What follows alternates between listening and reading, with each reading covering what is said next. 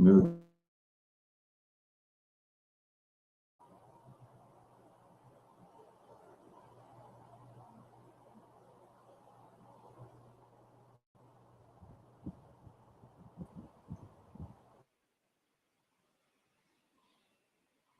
Já entramos, não.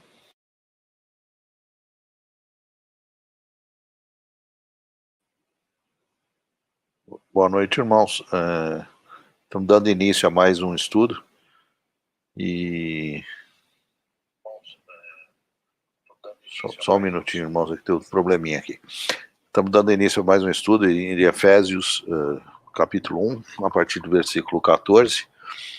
Hoje a gente continua estudando essa epístola maravilhosa aí que nos fala dos lugares celestiais, né? Então podemos dar graça para dar início ao estudo? Vamos dar graças então. Ao nosso bendito Deus e Pai, nós te damos graças por mais essa oportunidade que temos, que tu nos provê para estarmos juntos por meio da internet, para estudar tua palavra, aprender mais de ti. Nós te damos graças por esse momento, pedimos por cada um dos ouvintes que possam ter o coração aberto para a verdade. Ensina-nos, Pai, nós confiamos em Ti, confessando a nossa insuficiência e incapacidade, mas sabemos que Tu podes todas as coisas e podes nos ensinar por meio de Tua palavra e pelo Espírito Santo. Nós nos encomendamos em Tuas mãos e pedimos por tudo, no precioso nome de nosso Senhor e Salvador Jesus. Amém. Amém. Vamos à leitura, então, do capítulo. A partir do versículo 14. O qual é o penhor da nossa herança, para a redenção da possessão de Deus, para louvor da sua glória. Pelo que, ouvindo eu também a fé, que entre vós há no Senhor Jesus, e a vossa caridade para com todos os santos, não cesso de dar graças a Deus por vós, lembrando-me de vós nas minhas orações, para que o Deus de nosso Senhor Jesus Cristo, o Pai da glória, vos dê em seu conhecimento o espírito de sabedoria e de revelação, tendo iluminados os olhos do vosso entendimento, para que saibais qual seja a esperança da sua vocação, e quais as riquezas da glória da sua herança nos santos, e qual a sobreexcelente grandeza do seu poder sobre nós, os que cremos, segundo a operação da força do seu poder, que manifestou em Cristo, ressuscitando-o dos mortos, e pondo-o à sua direita nos céus, acima de todo principado e poder e potestade, e domínio, e de todo nome que se nomeia, não só neste século, mas também no vindouro. E sujeitou todas as coisas a seus pés, e sobre todas as coisas o constituiu como cabeça da igreja, que é o seu corpo, a plenitude daquele que cumpre tudo em todos.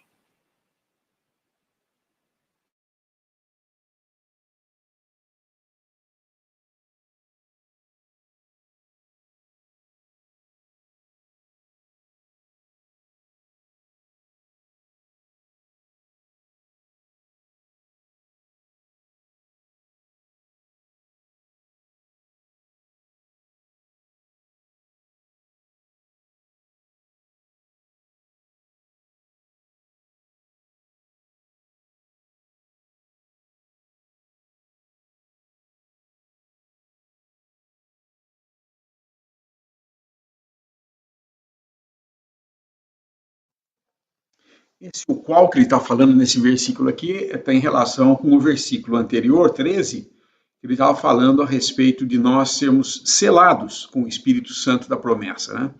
Esse selo do Espírito. Nós vemos a triplicação do Espírito na nossa vida, como vivificando, comunicando vida, enquanto nós estávamos mortos, ele comunicou vida, e após cremos, nos selou com o Espírito Santo a promessa. E agora ele está falando de uma terceira coisa aqui, que é o penhor da nossa herança. Nós sabemos que no milênio nós herdaremos, seremos co-herdeiros com Cristo no milênio, né? Cristo vai herdar todas as coisas criadas. Essas coisas criadas que a gente vê, que fala, a melhor versão para definir isso o Darby, em Hebreus 2:9, ele fala do que é essa criação. Não é só dos homens. Muitas vezes a gente vê essa herança como as pessoas, ou nós sendo a herança, e não somos nós. Essa herança é a herança de todas as coisas materiais. Então, o que no versículo 2:9 fala aqui, vemos, porém, coroado de glória e de honra aquele Jesus que fora feito um pouco menor do que os anjos, por causa da paixão da morte, para que pela graça de Deus provasse a morte. E aqui que é a diferença na tradução do Darby, por todas as coisas, por cada coisa. Esse todos aí não é todos os homens, é toda coisa criada. E nós sabemos que a criação de Deus, ele fala, a morte por cada coisa, everything, por tudo, inclui os homens e a criação, né? E nós sabemos que no milênio vamos participar dessa herança, vamos ter essa herança, vamos ser co-herdeiros com Cristo. Porém, o desejo de Deus é que hoje nós já desfrutemos do conhecimento do que nós temos. Então, é exatamente isso que quer dizer, que é a função do Espírito como um penhor. O selo do Espírito Santo, o que ele nos faz é mostrar que nós pertencemos a Deus. O penhor faz com que nós desfrutemos ou gozemos das coisas que temos nele. Então, o selo garante que é propriedade de Deus. Todo selo, quando tem selo, né, você quer falar, deixa eu ver se esse produto tem realmente qualidade. Cadê o selo dele? Você tem que ir lá ver selo. Tem diversos selos de qualidade que se tem hoje. Por exemplo, você vai comprar uma carne lá, tem um carimbo lá, que é o selo do governo dizendo aquela carne foi morta, o animal foi morto nos meios limpos, o alimento foi feito de uma maneira apropriada. Não se vende mais como antigamente existia, né? Alguém matava um animal e ia vender na rua em pedaços e tal, mas não tinha nenhuma higiene, os mosquitos voando e tudo mais, né? É tudo diferente agora. O selo é alguma coisa dizendo isso aqui é tal coisa. E esse selo do Espírito que nós temos, quando cremos, somos selados, dizendo somos propriedades de Deus. Então nós sabemos que somos de Deus. O penhor já faz saber que nós temos coisas que nos pertencem com o fato de sermos propriedade de Cristo agora, de Deus, né? Então esse penhor da nossa herança é o selo, é o Espírito Santo em nós, nos fazendo conhecer aquilo que nos pertence em Cristo Jesus. Para a redenção da possessão de Deus. A redenção da possessão de Deus, ele está falando aqui do milênio, quando finalmente Deus vai então restituir todas as coisas que foram perdidas com o pecado do homem. Porque com o pecado de Adão, entrou a morte na raça humana. Os animais passaram a sofrer com tudo isso, porque eles não tinham nenhuma relação nem de culpa sobre o que aconteceu. Seria conveniente também te ler em Romanos, capítulo 8, para vocês entenderem, nós entendermos, né, o que está sendo dito com esse respeito. No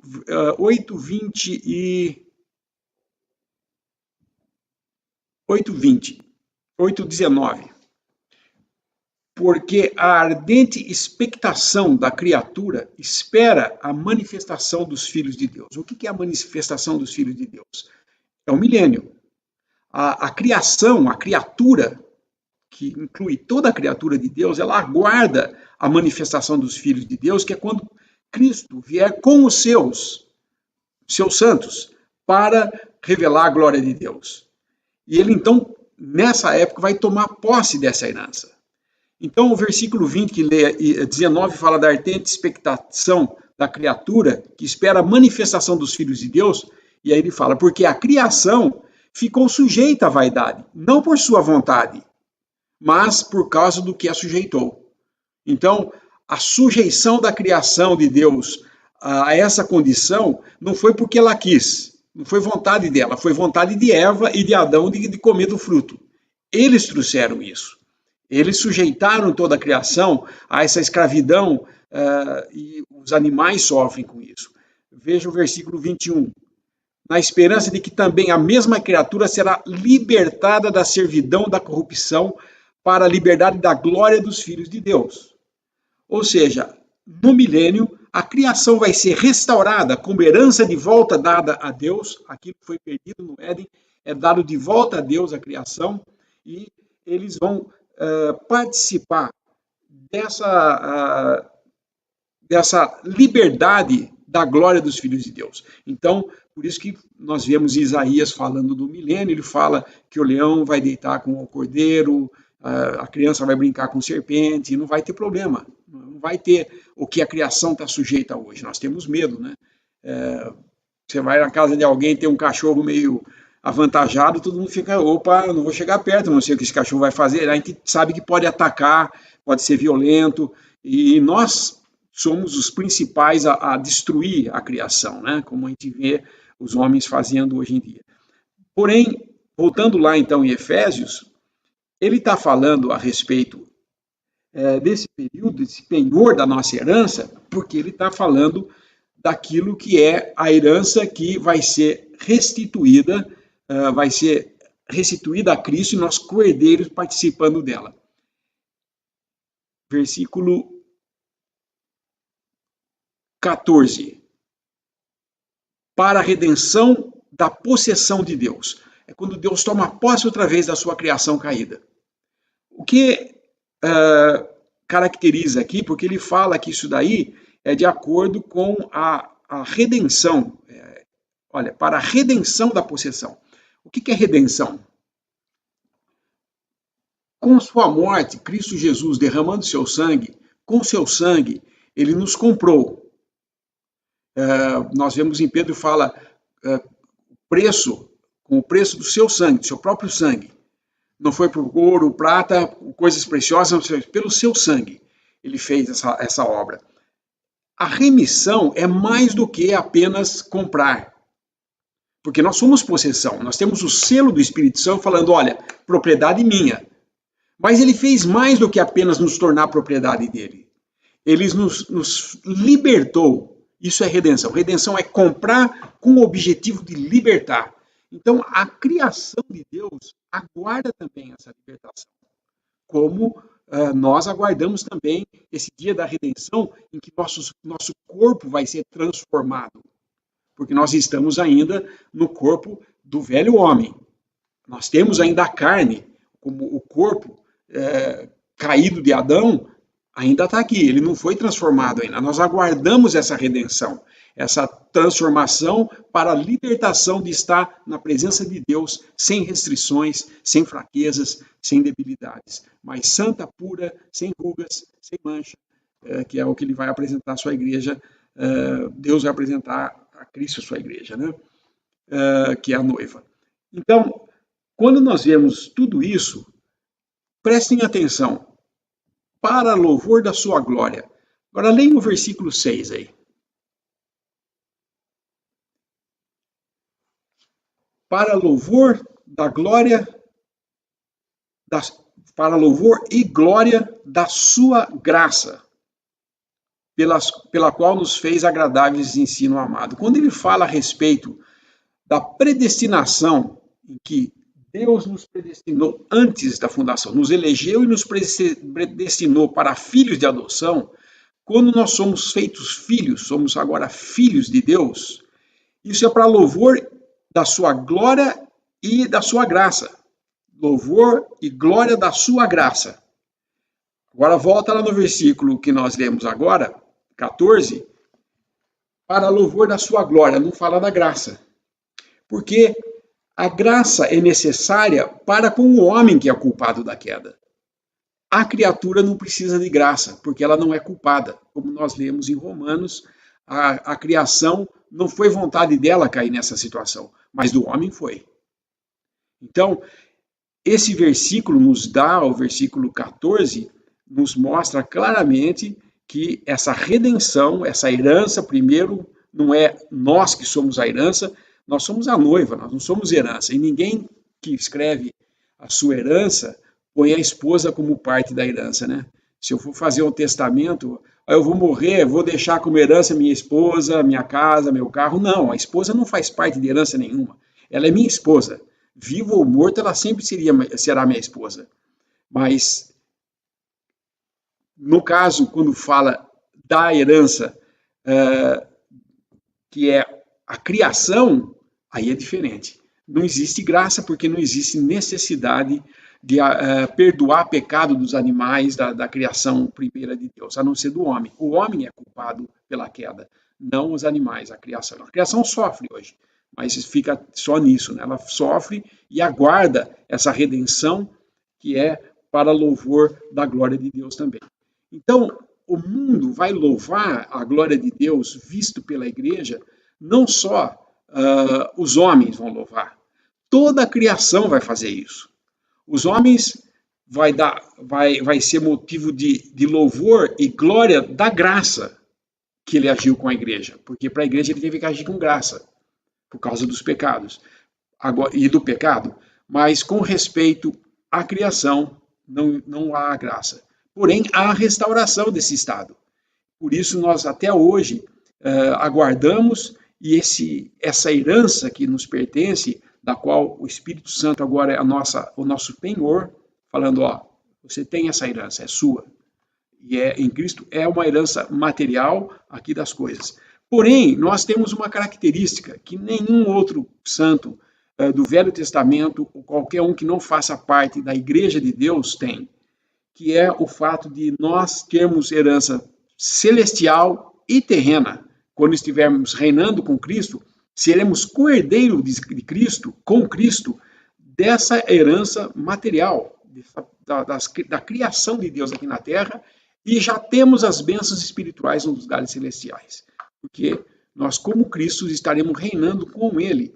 Como esposa, é a mesma coisa que você vê um rei sentado no trono reinando, e a esposa reina com ele.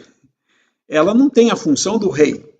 Nós nunca seremos Cristo, mas seremos sempre a noiva, a esposa de Cristo, né? E no caso, estaremos junto com ela, reinando nesse reino milenar.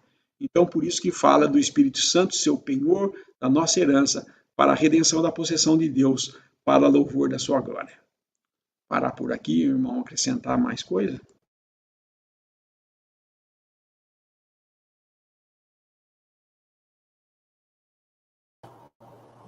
Eu estava lendo esses capítulos hoje, né?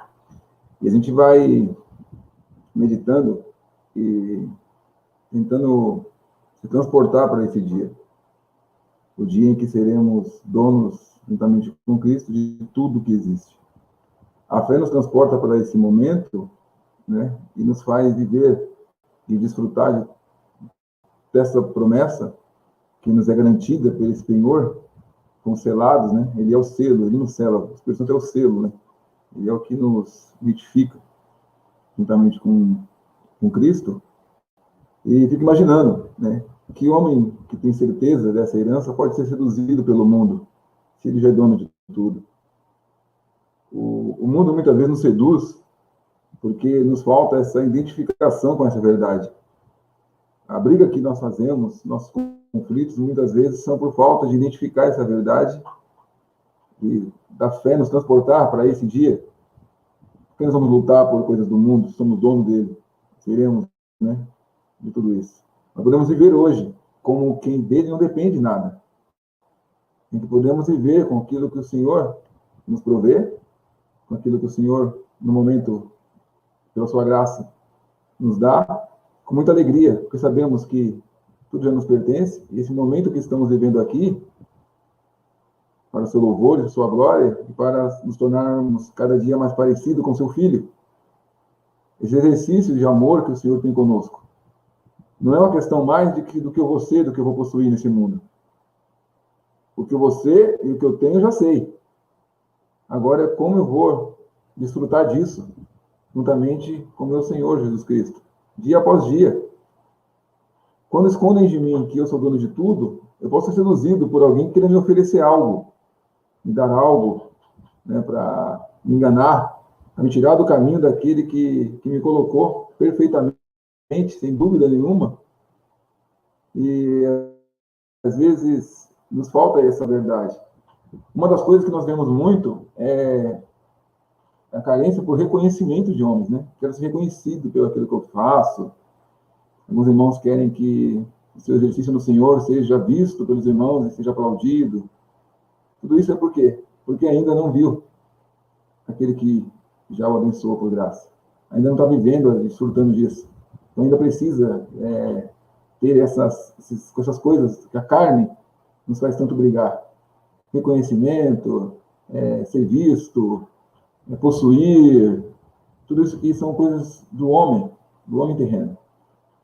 Nós temos uma herança muito maior no céu. Tem um versículo que é 1 João, capítulo 3, versículo 2. 1 João 3, que é versículo 2. Põe. Amados, agora somos filhos de Deus e ainda não é manifestado o que havemos de ser, mas sabemos que, quando ele se manifestar, seremos semelhantes a ele, porque assim como é, o veremos. E qualquer que nele tem esta esperança, purifica a si mesmo, como também ele é puro. Então é muito bonito. Sabemos, né? Agora, não é que é interessante esse agora, né? Agora somos. Não é depois, não é daqui a pouco. Agora somos filhos de Deus. Agora, irmãos, somos filhos de Deus, herdeiros de tudo. Ainda não é manifestado, mas sabemos também. A fé, ela sabe. A fé, ela sabe. A fé, ela não precisa de sinais, não precisa de ninguém estar gritando. A fé, ela sabe. Ela coloca no coração do crente uma certeza, uma esperança certa, né? Ela coloca no coração do crente uma certeza, que faz com que ele consiga viver como peregrino nesse mundo, louvando a Deus, por pouco ou pelo muito, ou pelo nada, e não sendo seduzido por propostas enganosas. Um cidadão celestial, amado de Deus, à direita, juntamente com Cristo, reinando com Ele. Esse é o destino de cada um de nós que cremos no Senhor Jesus. É nisso que nós andamos, nessa verdade. E o amor que temos um pelos outros é gerado também nessa verdade. Que somos filhos de Deus e temos irmãos. E toda disputa, toda competição, toda maledicência, ela acaba aí. Porque não preciso mais de reconhecimento de homens. Eu já sou herdeiro. Estou aqui para agora viver e desfrutar disso em amor. Nós falhamos muito nisso por causa que olhamos para o mundo e queremos ele. Quando olhamos para o alto, vamos ver que não precisamos mais dele para fazer e servir, para amar, para estarmos falando do Senhor, perdendo nosso tempo, muitas vezes, combatendo essas besteiras, citando nomes de líderes religiosos, religiões, essas coisas todas que para nós devem ser deixadas de lado. Olha a preciosidade que temos para falar das coisas celestiais, nas quais estamos, são muito maiores. Não há nada nesse mundo que compense deixar nossa posição, para perder nosso tempo com coisas tão menores nesse sentido, né? Mas se colocarmos nosso coração no nosso futuro, temos todos os dias coisas lindas para pensar, para falar com Deus, meditações maravilhosas, conhecimento de Cristo, muitas coisas, irmãos, não tem como eu falar tantas coisas aqui que nos traz a verdade da palavra de Deus no nosso coração. Precisamos desapegar desse mundo e viver a nossa posição e desfrutar dela. Até aí, irmãos.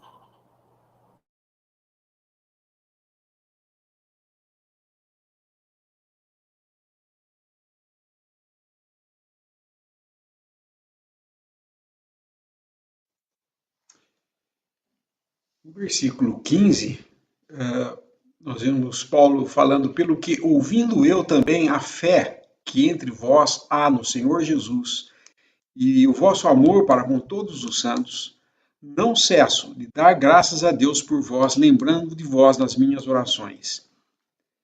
No dos versículos de 3 até 14, ele estava bendizendo a Deus.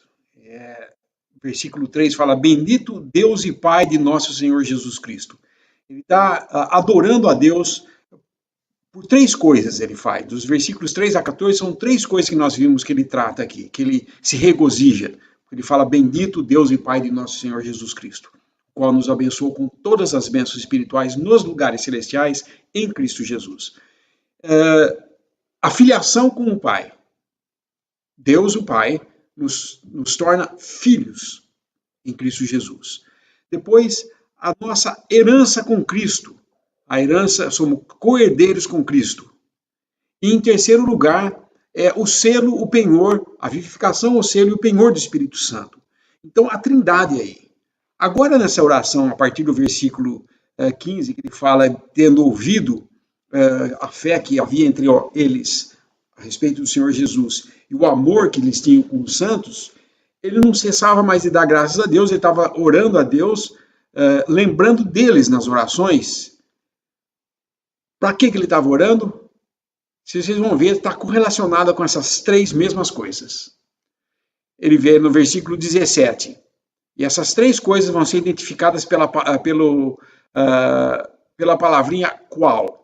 Ele fala, no versículo 17, para que o Deus de nosso Senhor Jesus Cristo, vê que é a mesma coisa que ele falou quando bendiz a Deus, o Deus Pai de nosso Senhor Jesus Cristo. Aqui ele está falando, ao Deus de nosso Senhor Jesus Cristo, o Pai da glória, vos dê em seu conhecimento, esse seu conhecimento, o espírito de sabedoria e de revelação, tendo iluminado os olhos do vosso coração. É a melhor palavra que é coração e não entendimento, porque não tem a ver com intelectual, é mais no coração que é falado.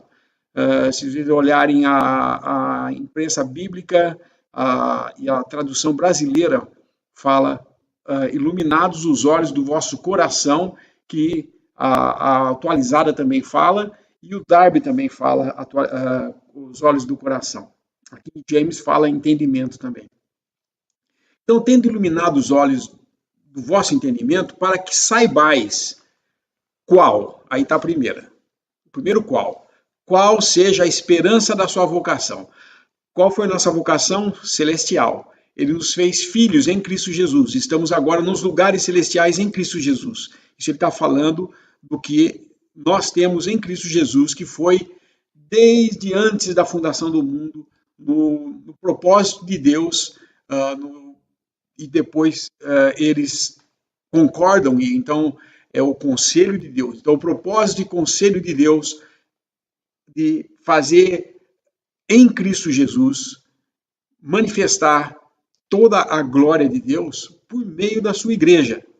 Ou seja, nós, os que somos eleitos antes da fundação do mundo e predestinados para estar com Ele para sempre, que vamos manifestar essa glória.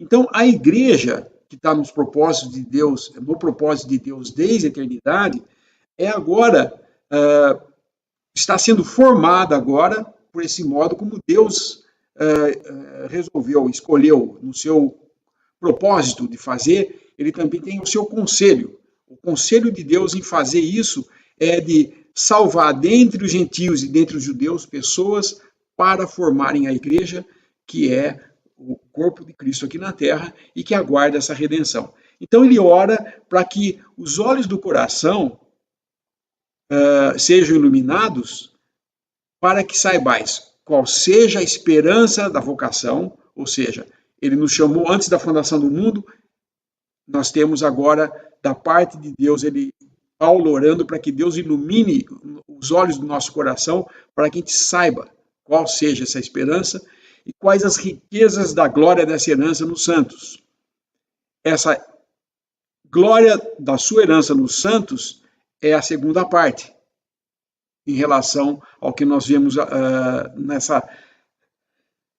quando ele bendizia a Deus, também por sermos co-herdeiros com Cristo. Então ele está falando aqui qual a riqueza, então tem o primeiro qual aqui, qual seja a esperança da sua vocação, outro qual, quais as riquezas, está no plural, porque são 2 coisas que ele está falando, as riquezas da glória, da sua herança nos santos, e aí o terceiro qual no versículo 19, e qual a sobreexcelente grandeza de seu poder sobre nós os que cremos Que poder é esse? O Espírito Santo. Então, outra vez, ele está falando do Pai, do Filho e do Espírito Santo, orando a Deus para que os olhos do nosso coração sejam iluminados para entendermos tudo isso. E só podemos entender tudo isso se nós nascemos de novo, ouvimos o Evangelho da salvação, tendo crido, fomos selados, e agora aguardamos a ressurreição. Aguardamos aquele dia que é o arrebatamento, que ele virá nos buscar. Se estivermos vivos, seremos transformados. Se morrermos antes, seremos ressuscitados. Então, ao falar dessas três coisas, ele vai trazer a ressurreição outra vez, o assunto da ressurreição. Por quê? Porque desse propósito de Deus de fazer todas essas coisas, ele começou comunicando vida para nós. Depois nos fazendo filhos, nos dando o Espírito Santo, e agora vai a redenção, quando ele for transformar esse corpo, então vai ser a libertação nossa, que é a última parte dessa redenção, para que unidos com Cristo voltemos para manifestar a glória. O plano de Deus, esse é o todo sábio plano de Deus, sapiente plano de Deus, a gente fala, porque é cheio de sabedoria que Deus fez. E só Deus podia fazer isso. Não tinha ninguém que fosse trazer um plano para salvar o homem como esse.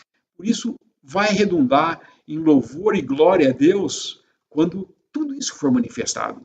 Mas o mundo não vê isso hoje. Você fala essas coisas para o mundo hoje e fala, você está louco, você é fanático. A vida é desfrutar as coisas aí que temos aqui, ó, tanta coisa material, tanta coisa linda para ver nesse mundo. Eu não quero sair do mundo, não, as pessoas falam.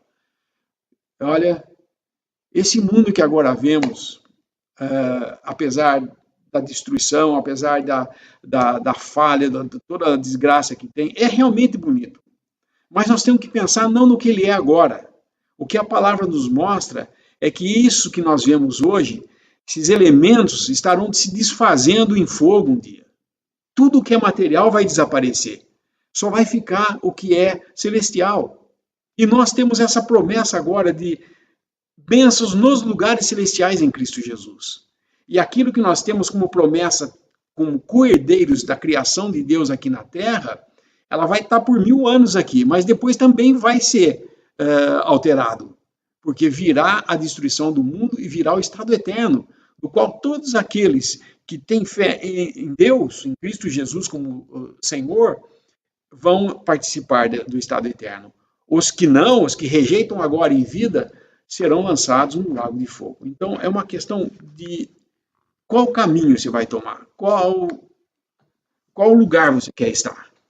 Aqui, na Terra, porque ela vai ser destruída e lançar, vai continuar vivendo nesses prazeres ou é alguma coisa muito melhor que Deus tem para nós? Nós vemos no que Paulo está falando aqui, nesse capítulo 1, é muito melhor o que Deus tem para nós, porque é o propósito de Deus e o conselho de Deus que pôs isso para funcionar e ele aguarda que o homem apenas aceite, justifique a Deus por sua obra. E ela é garantida porque, vamos continuar o versículo 19. Qual a sobreexcelente grandeza do seu poder sobre nós, os que cremos, segundo a operação da força do seu poder. Que força é essa? A que manifestou em Cristo, ressuscitando dos mortos, pondo à sua direita nos céus. Muitos perguntam para mim, Ineu, você está falando todas essas coisas, como é que você sabe que vai acontecer isso? Como você sabe que você vai virar o arrebatamento, que você vai ser transformado, ou aqueles que creem vão ser transformados? Como você sabe? Primeiro porque a palavra de Deus nos diz, né? Mas tem uma coisa, a palavra de Deus nos diz tudo isso, e nós cremos, temos fé no que Deus diz, e não no que o homem diz, mas também nós temos um já que passou pela morte e ressuscitou, Cristo Jesus, que é a nova criação de Deus. E quando nós cremos em Jesus Cristo, nós somos identificados com a nova criação de Deus. E ele ressuscitou dentre os mortos, e nós vamos ressuscitar dentre os mortos, porque ele é as primícias. Então virá o dia em que nós também ressuscitaremos para estar com ele, também transformados na sua semelhança, a semelhança do seu Filho seremos, e manifestaremos essa glória. Isso vai ser um dia de glória no começo do milênio, mas não termina aí. Muitas pessoas, eu vou dizer para vocês, uma boa parte dos cristãos nem acreditam no arrebatamento, mas muitos só esperam o arrebatamento. Acho que vai ser o auge da vida cristã, vai ser o arrebatamento. Não resta dúvida que vai ser ótimo o arrebatamento. Essa transformação, seremos conhecidos de Deus, ou conheceremos como somos conhecidos, estaremos lá com um corpo transformado, suficiente para receber toda essa glória e entender tudo isso daí e tal, né? Mas não parou aí. Quando voltarmos com ele, vamos manifestar a glória dele na terra. Então daí é 1000 anos. Beleza, mas vai acabar esse 1000 anos. E o que vai acontecer depois? Novamente, vem mais coisa ainda. Porque depois dos 1000 anos, quando Satanás é solto e tenta enganar as nações e as pessoas, ele vai ser julgado e lançado no lago de fogo, e os mortos que morreram em seus pecados sem terem crido vão ressuscitar para a condenação. E aí nós vamos entrar no estado eterno, gente. É o ápice de toda a obra de Deus será o estado eterno, em que Deus será tudo em todos. E nós temos a graça de Deus e a misericórdia de Deus em nos ter chamado, nos ter elegido antes da fundação do mundo e agora nos revelar todas essas coisas para que já nós gozemos dela. Não é uma coisa assim, será que vai ser? Como é que vai ser esse dia? Não é como é que vai ser. Ele já está falando para nós como é que é. Está aqui escrito. Nós temos que gozar disso agora. Eu sei que nós temos restrições. O nosso corpo mortal aqui aguarda por ser revestido do que é imortal. Mas nós podemos desfrutar já dessas coisas. Não é uma coisa que, eu vou viver minha vida aqui, naquele dia, daí eu estou transformado, eu vou fazer tudo isso. Deixa eu fazer minha vidinha aqui na terra do jeitinho que eu gosto. Não, isso é a sua própria vontade. A vontade de Deus é que agora nós manifestemos todo esse poder que ele manifestou em seu Filho ressuscitando dentre os mortos, nós andemos agora nesse poder. O poder, a grandeza do poder sobre nós, os que cremos, segundo a operação da força do seu poder, que manifestou em Cristo, ressuscitando dos mortos e pondo à sua direita. Acima de todo principado, poder, potestade, domínio, todo nome que se nomeia, não só nesse século, mas também no vindouro. Esse século vindouro é o milênio. Só até aí, por enquanto.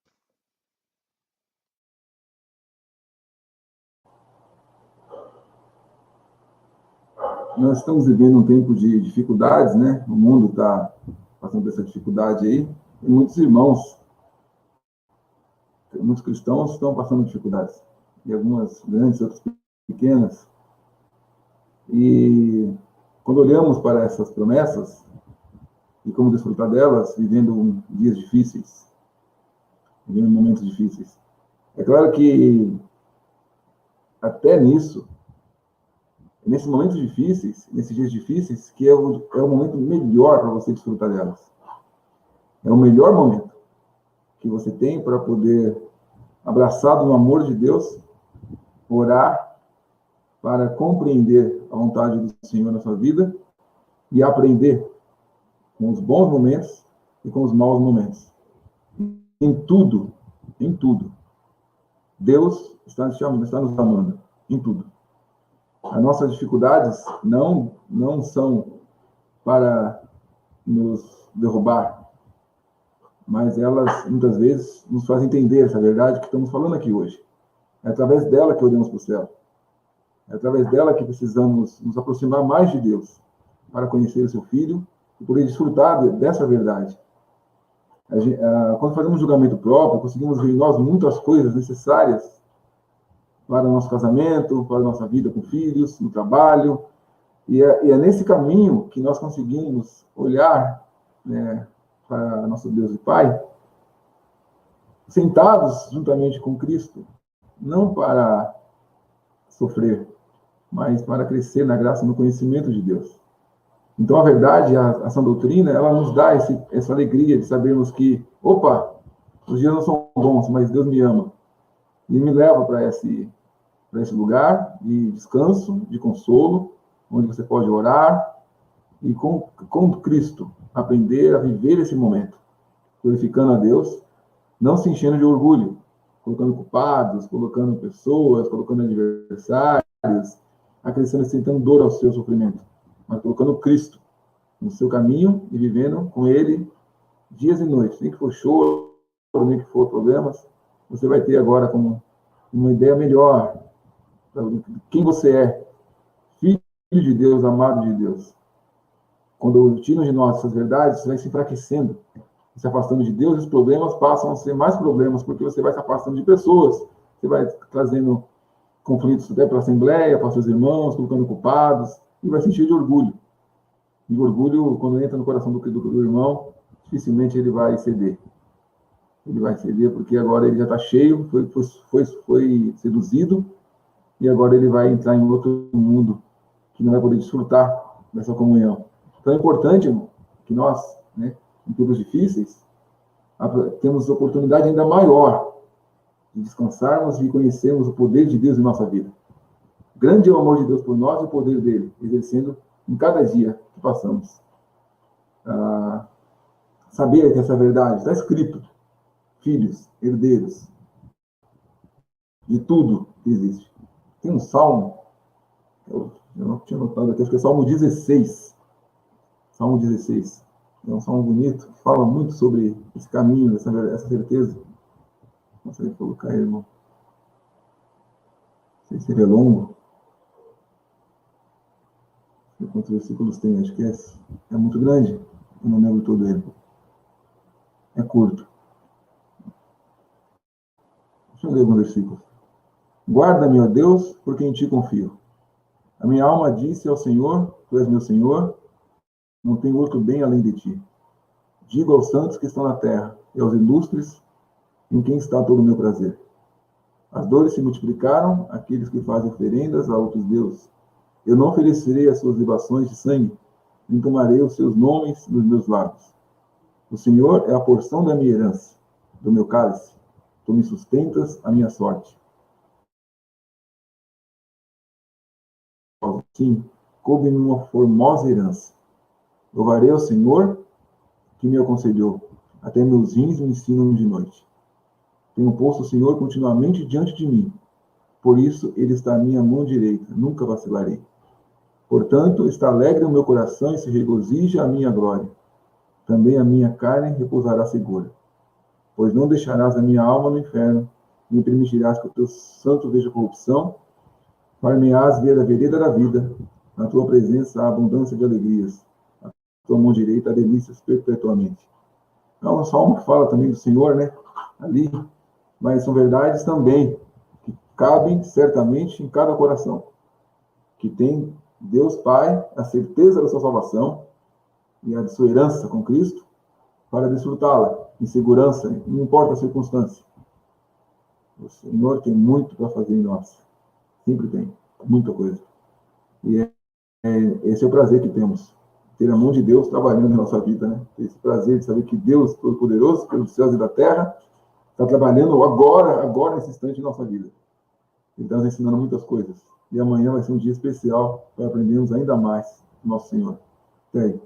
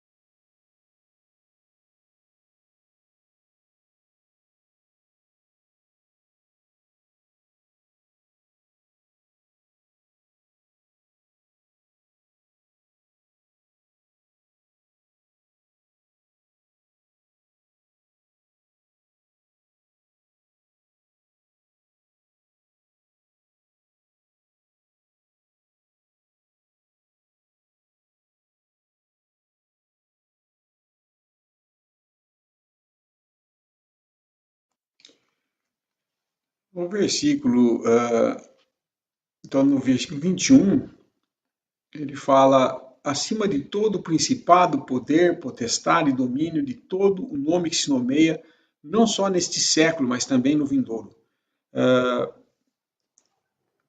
Cristo, colocado à direita de Deus, assentado à direita de Deus, ele está agora acima de todo principado, todo poder, potestade, agora e em qualquer tempo que vier.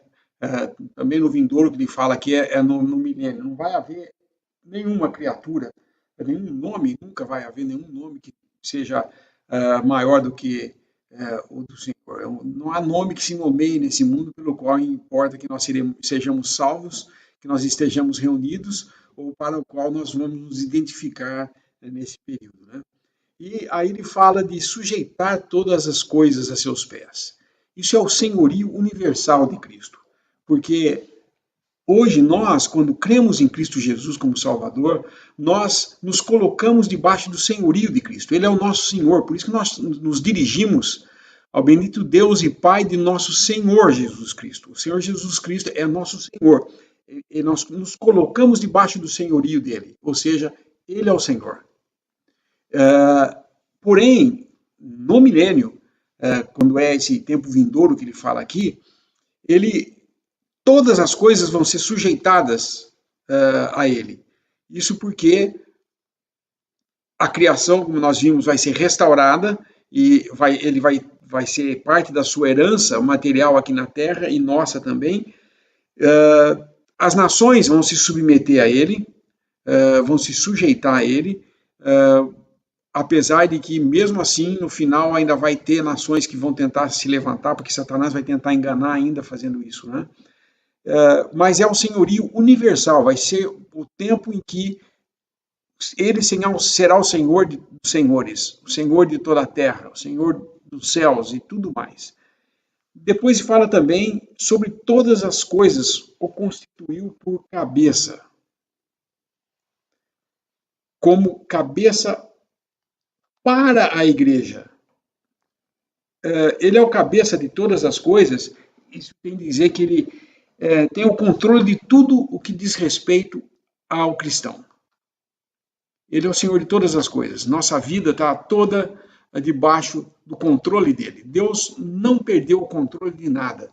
Ele tem o controle de todas as coisas. E nós, muitas vezes, na nossa fraqueza, duvidamos, puxa, o que está acontecendo? Será que Deus me abandonou? Esses pensamentos vêm na nossa cabeça. São dardos inflamados do inimigo, né? Satanás tem dardos inflamados que vêm, já falamos sobre isso daí, né? Esses dardos inflamados, quando a gente vê isso daí em Efésios, nós vamos ver no final de Efésios tratando disso, os dardos inflamados, eles vêm numa situação em que nós estamos em comunhão com Deus, nós estamos andando uma vida cristã em comunhão normal, tudo bem, mas existe essa batalha nos lugares celestiais em que Satanás tenta nos impedir de gozar das bênçãos que temos. E então, a solução, o que o Paulo ensina, é de toda a armadura de Deus. Ele fala do escudo da fé para apagar os dardos inflamados do maligno. Esses dardos inflamados no amigo são esses pensamentos que vêm. Mas espera um pouco, o que está acontecendo? Eu vejo as circunstâncias e falo, por que está acontecendo isso comigo? Será que Deus me esqueceu de mim? Será que Deus me abandonou? Não. Levante o escudo da fé e fale, não, ele não vai me abandonar, nunca mais ele vai me deixar. Porque ele nunca me deixou. Nós deixamos a ele, mas ele nos resgatou e nunca mais vai nos deixar sair. Das mãos dele ninguém tira. Satanás não tem mais poder sobre isso. Ele mantém. Então, nós podemos ter certeza que, apesar das circunstâncias à nossa volta serem adversas, difíceis, olhar para o mundo e ficar sem esperança, falar, puxa, esse mundo está indo para onde, gente? Olha como é que está a coisa. Puxa, o mal está sendo falado que é bom e o bom está falando que é mal. Espera um pouco, está tudo invertido aí, o politicamente correto fica me ensinando que eu não devo falar de um jeito ou de outro, porque eu posso ofender os outros e não sei o quê, mas... Espera um pouco, eu vou outorgar ou aceitar o que é mal? Porque alguns acham que o mal não é tão mal? Não, O mal é mal diante de Deus, não diante dos homens. E o bem é bem também. Então nós temos, da parte de Deus, ele sendo cabeça da igreja, ele controla todas as coisas. Deus não está frustrado em sua obra. Ele tem ela em pleno controle. E ele é o cabeça do corpo. Ele fala que a igreja, como cabeça da igreja, que é o seu corpo. Nós somos o corpo de Cristo aqui na Terra. Nós andamos de acordo com essa vocação, dessa posição que temos. Esse é o ponto do que Paulo está falando aqui, orando, para que os olhos do nosso coração sejam abertos para vermos isso, que nós agora somos corpo de Cristo aqui na Terra. Devemos andar como isso. Devemos andar no caráter do novo homem, não no caráter do velho homem, que é tudo que caracteriza o homem em pecado. Nós temos que manifestar tudo que caracteriza o homem salvo em Cristo Jesus, porque somos agora membros do corpo de Cristo e somos o corpo de Cristo aqui na terra e ele o cabeça nos céus. E a plenitude daquele que cumpre tudo em todas as coisas. Esse todos aí poderia ser traduzido como todas as coisas, porque envolve também a criação, né?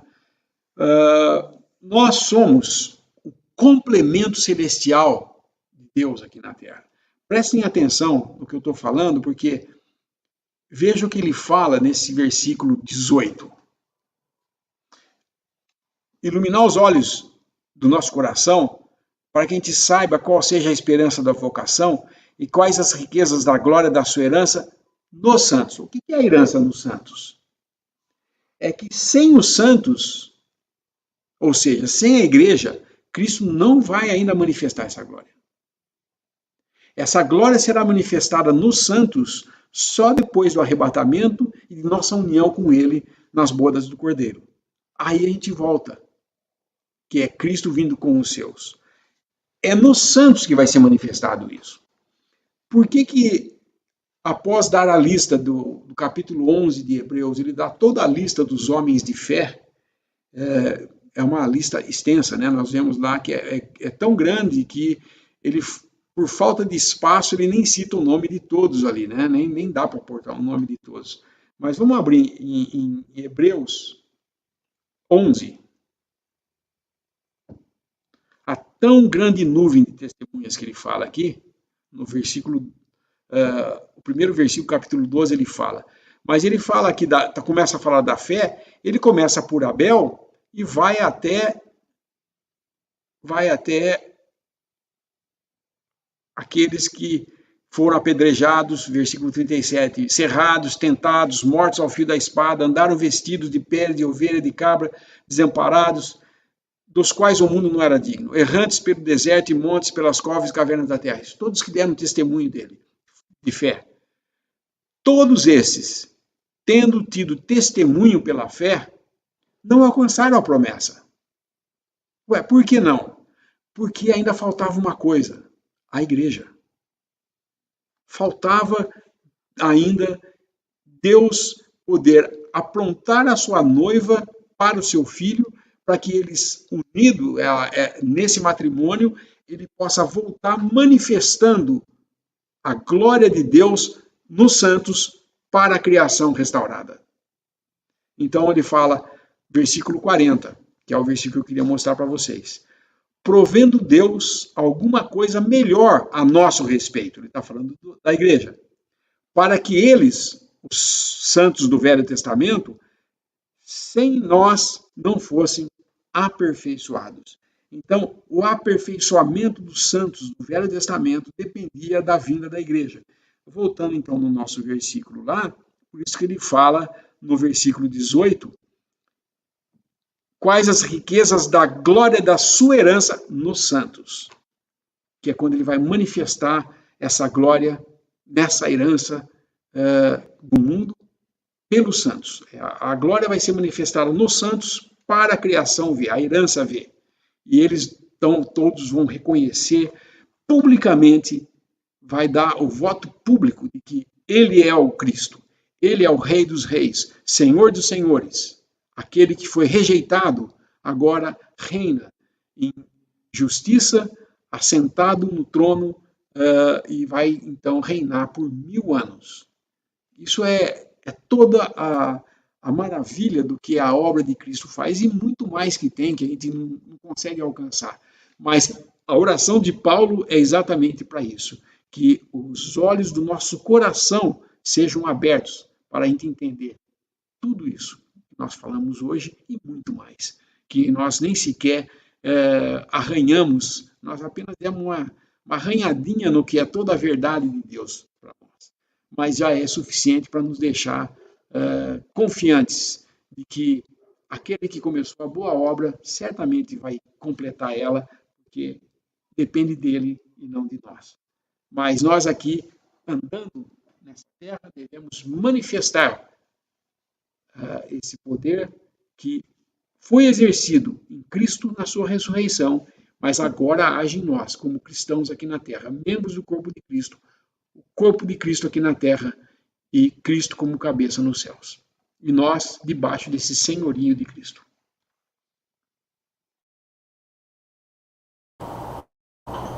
O irmão estava falando sobre os dardos inflamados. Eu tinha o pensamento que os dardos não são flechas, né? São dardos, são pequenos e causam inflamação. Ali é fogo, né? É algo que pica. Ele é pequeno, não é algo que aparece, que ele vem com uma flecha grandona e você vai ser, não, é pequeno. Ele vai mandando dardos e vai aplicando ali as suas inflamações em nossa vida e vai nos enchendo dela. É interessante como o diabo trabalha, né? Dardos pequenos que nós vamos deixando, né, entrar em nossa vida e vamos começando a conviver com eles e vai causando uma grande inflamação. Então não fique achando que Satanás ele vai fazer algo, vai te atrair com algo grande, que ele sabe que algo grande vai chamar a sua atenção. Então ele vem com coisas pequenas, vai minando o nosso interesse pelas coisas do Senhor e o desejo de se alimentar do Senhor. É a isso que ele vai conseguindo nos tirar toda a paz. Porque se nós começarmos a colocarmos em nossa vida as coisas de fora, com certeza ele vai conseguir tirar toda a nossa armadura, devagarinho, com pequenos dardos que causam grandes inflamações. Isso é que eu queria falar.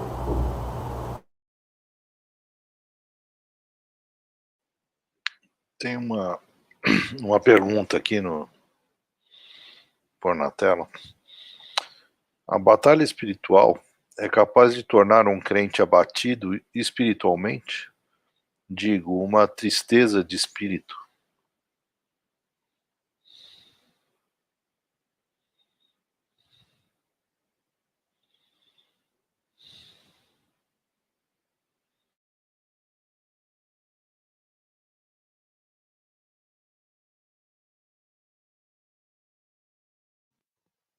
Se nós não estamos vestidos com toda a armadura de Deus, esses dardos vão ter efeito, lógico. Toda a armadura de Deus é necessária.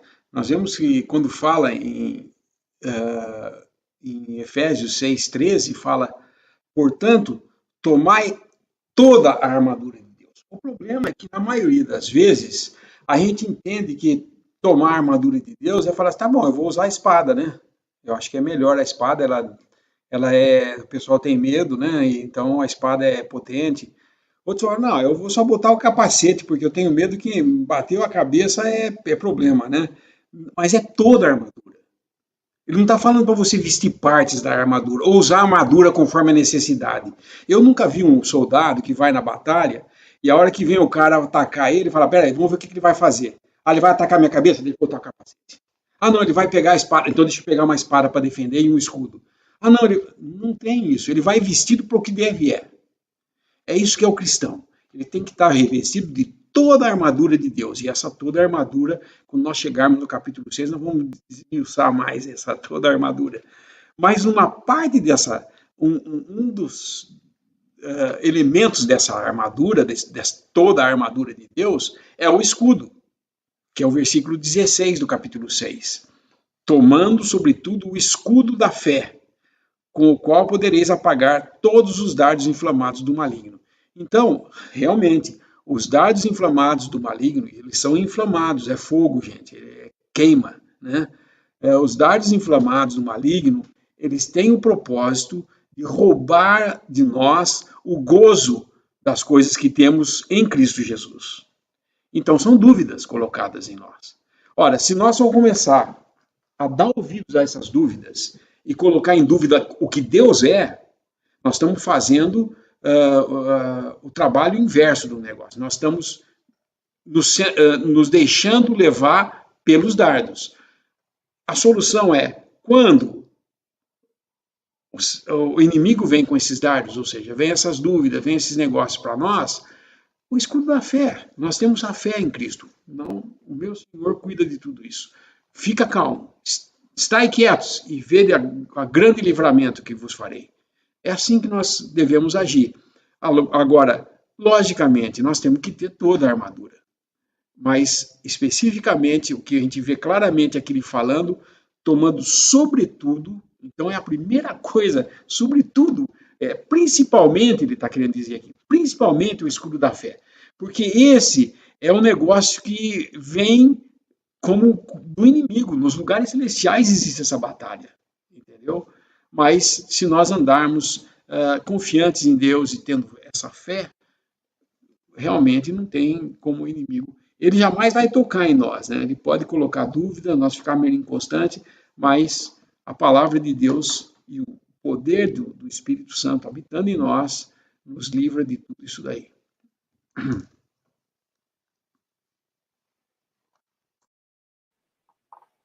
Bom, irmãos, já deu o nosso horário.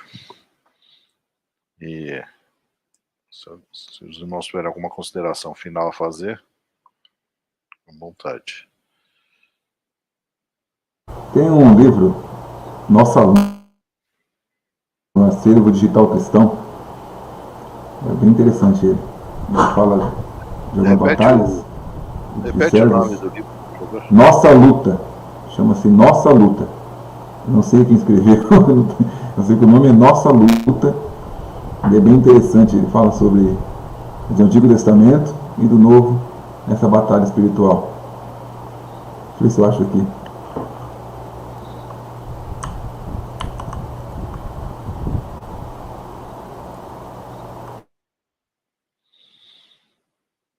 Então, irmãos, podemos, enquanto o Reinaldo procura aí, vamos colocando um hino aqui.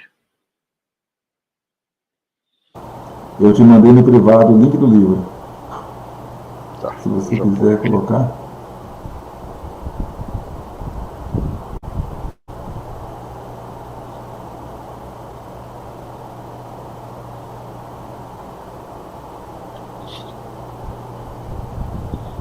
Setenta e dois.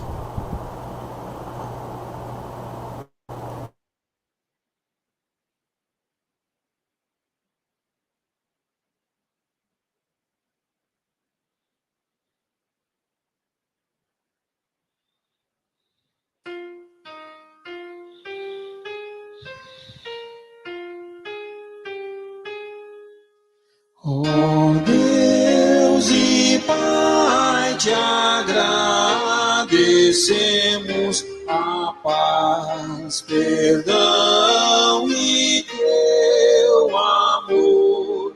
Com gratidão reconhecendo que temos parte em teu favor. Em Cristo Filho, agora aceitos e feitos filhos já por ti. Ó Deus e Pai, nós te louvamos e te adoramos hoje aqui.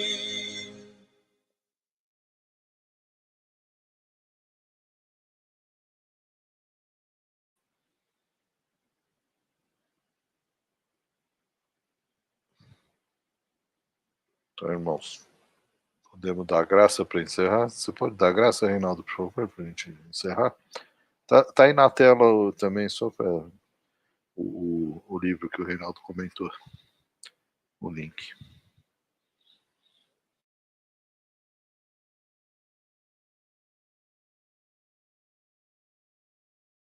O som está fechado, está sem som, Reinaldo. Te damos graça, Pai, por este momento que o Senhor nos concede, por esse privilégio de estarmos juntos através dessa ferramenta, podendo aprender mais do Teu Filho e conhecer um pouco mais sobre nossa herança, Pai, o que temos guardado e podemos desfrutar hoje dessa verdade. Agradecemos pelas vidas que nos acompanham nesses momentos, pelos nossos irmãos, pela comunhão que temos, onde podemos aprender mais de Ti através dos dons e tudo, Pai, que tem nos fornecido, todo esse alimento maravilhoso que recebemos de Ti. Damos graça por esse período que estamos nesse mundo, que possamos aproveitá-los para o louvor de Sua glória e assim possamos, Pai, em breve estarmos juntos, unidos contigo, reinando sobre tudo que existe, conforme a Tua promessa. Te damos graça, em nome do Teu Filho, nosso Senhor Jesus Cristo. Amém. Amém. Amém. Bom, irmãos, boa noite. O Senhor permitindo, sexta-feira estamos de volta com Efésios a partir do capítulo 2.